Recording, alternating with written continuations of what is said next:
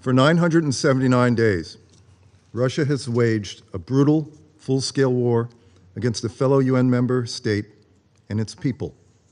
And with each passing day, as Russia suffers immense losses, the Kremlin has grown increasingly desperate. Inviting North Korea to join its war would be a brazen escalation of Russia's aggression and a threat to global safety and security. The United States has seen additional reporting indicating that North Korean soldiers have started arriving in Western Russia.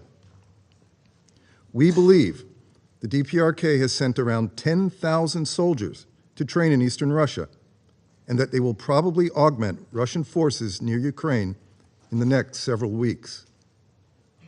A portion of those soldiers have already moved closer to Ukraine. We are increasingly concerned Russia intends to use these soldiers in combat or to support combat operations against Ukrainian forces in Russia's Kursk Oblast near the border with Ukraine. We are watching closely for such indications and consulting with our Ukrainian partners. We urge Russia not to take these steps. Should DPRK soldiers be used in the battlefield, this would mark a further and serious escalation of the conflict. The decision to deploy North Korean soldiers would also be an inescapably clear demonstration that Russia is growing more desperate, having already suffered more than 500,000 casualties. Russia knows the DPRK threatens peace and security in the region. The Kremlin knows the DPRK's unlawful ballistic missile and nuclear weapons programs undermine the non-proliferation regime that has helped to keep the world safe from nuclear war for decades. Russia knows the DPRK is a pariah with one of the world's worst human rights records. Russia would not turn to the DPRK for a military alliance unless it were desperate and had run out of options. Madam President, just a few years ago, Russia supported multiple Security Council resolutions prohibiting both arms transfers involving North Korea and provision of military assistance to North Korea. Russia's training of DPRK soldiers involving arms or related materiel is a violation of Security Council resolutions 1718, 1874, and 2270. Each of those resolutions imposed restrictions on military cooperation with the DPRK because the DPRK's actions, including its unlawful nuclear weapons and ballistic missile programs, threaten peace and security. Now, Moscow is not only engaging in both of those activities to support its unprovoked war, but has signed a mutual defense agreement with Pyongyang. This council, including the Russian Federation, also imposed arms embargoes on Iran and the DPRK to deter those countries' unlawful weapons of mass destruction programs. We question what Russia must be giving to the DPRK and Iran in return for their assistance. At a minimum, we know Russia is blocking the DPRK Sanctions Committee from operating. That committee is a safeguard against the DPRK's development of nuclear weapons. Russia's increasing military dependence on Iran and the DPRK is endangering the world, particularly by increasing DPRK and Iran's ability to threaten the Indo-Pacific and the Middle East on a catastrophic level. Russia must stop. It is not too late for Russia to reverse its illegal and dangerous course and end the war. It is not too late for Russia to withdraw its troops from Ukraine, rejoin the world community, and begin to repair its global standing. Absent Russia's will, the international community must act to protect Ukraine from Russia and North Korea. A North Korean-backed Russian victory in Ukraine, even a partial one, would dangerously destabilize the world. So let me be clear. Even with the addition of North Korean troops, Russian forces will not prevail against Ukraine. We will stand with Ukraine. We will stand with the Charter. We will stand with the rule-based system and the principles that keep us safe. We will protect them, whatever it takes. Our resolve is firm. Have no doubt. There is only one safe solution to Russia's aggression: its complete withdrawal from Ukraine. Thank you, Madam President. I now give the floor to the representative of the Russian Federation.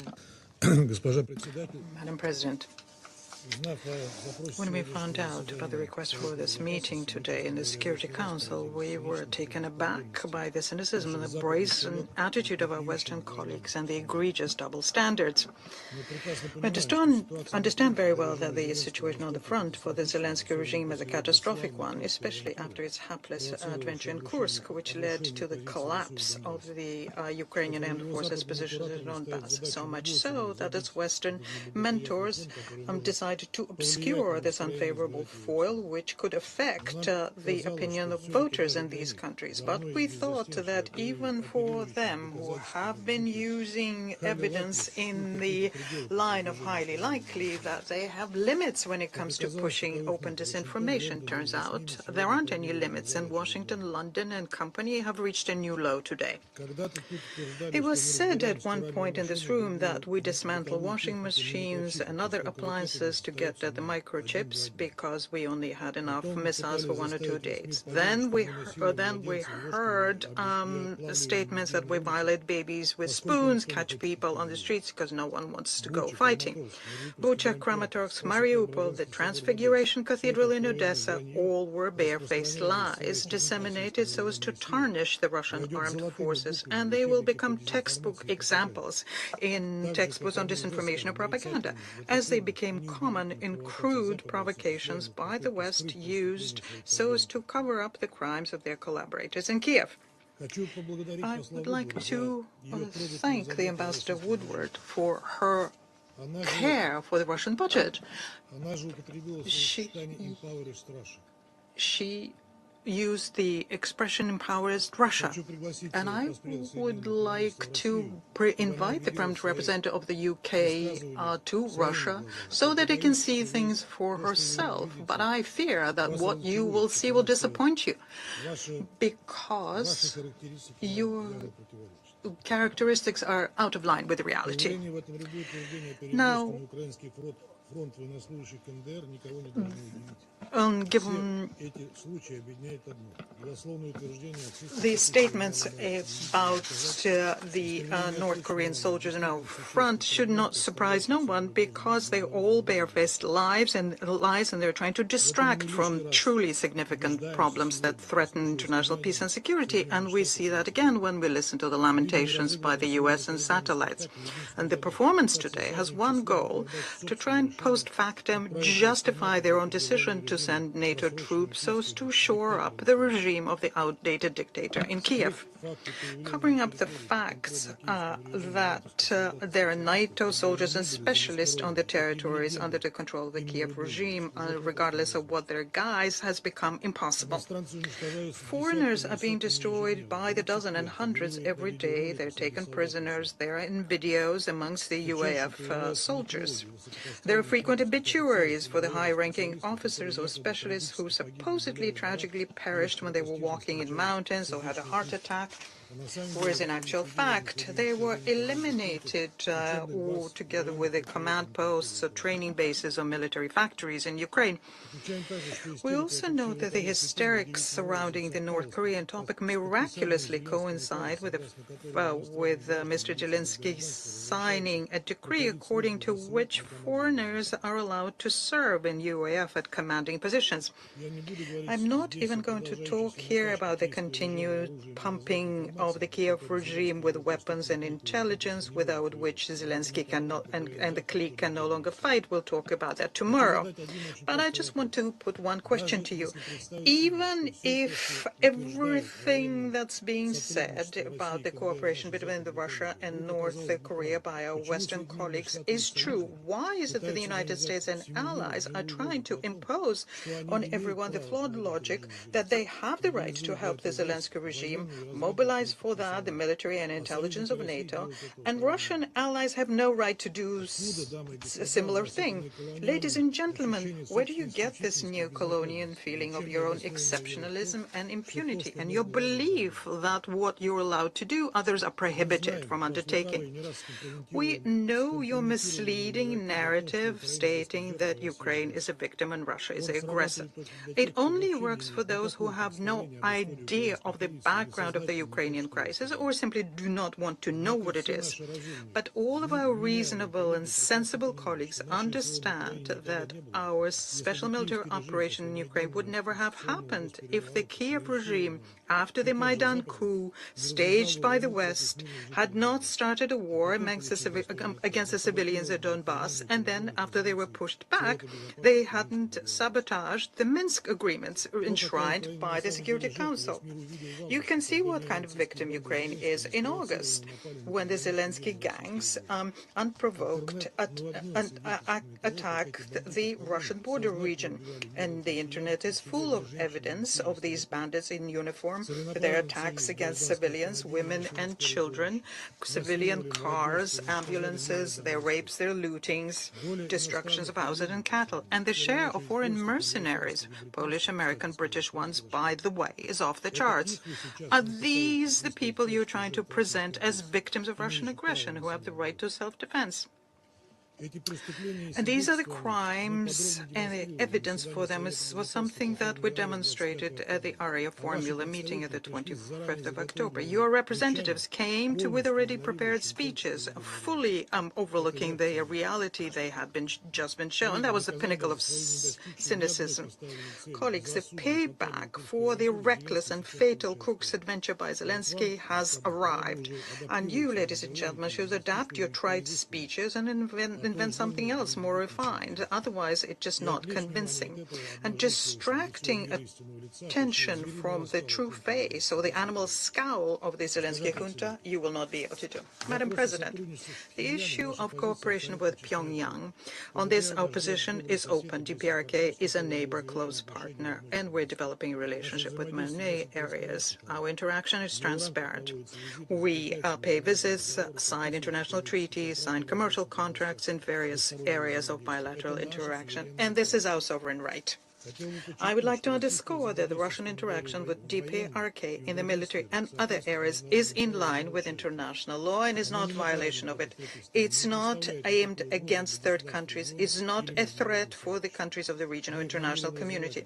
And we intend to develop this cooperation in the future, and no one can prohibit us from doing that. On the 19th of June, as you know, we signed a treaty on the comprehensive strategic partnership between our country and DPRK.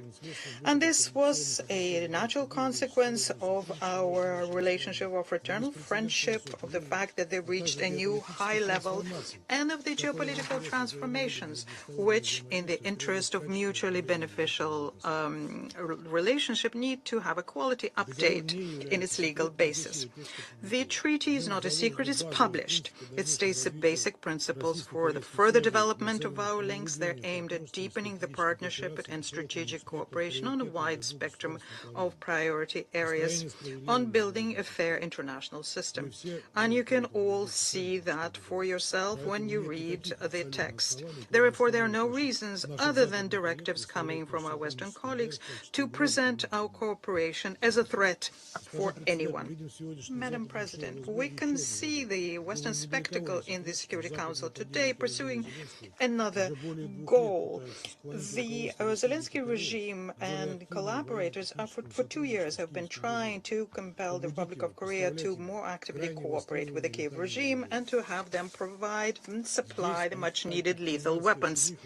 And here, the anti-Pyongyang frenzied rhetoric is very convenient for Washington, London, Brussels, because their own supplies is something that the Kiev regime has drained. We do hope that our South Korean colleagues will be wise enough not to fall for this trick. In any event, I can tell you that despite the current difficult historical period, we're trying to safeguard the preconditions for the resumption of the traditional good neighborly relations between Moscow and Seoul, and we value your restraint. We're also optimistic when we see the public opinion surveys in your country. They show that the absolute majority of people in the Republic of Korea do not wish to become involved in the Ukrainian conflict. I thank you. I thank the representative of the Russian Federation. Do you want to watch more videos like this one? If yes, subscribe to our channel and press the bell icon next to it. We have decided to bring videos on something nobody talks about: African politics, economy, and increasing power. Thanks for watching, and until the next video, stay tuned. Tell us what you think in the comment section. Like and share the video, and subscribe so that you don't miss any of our African videos. It's the best way to support us.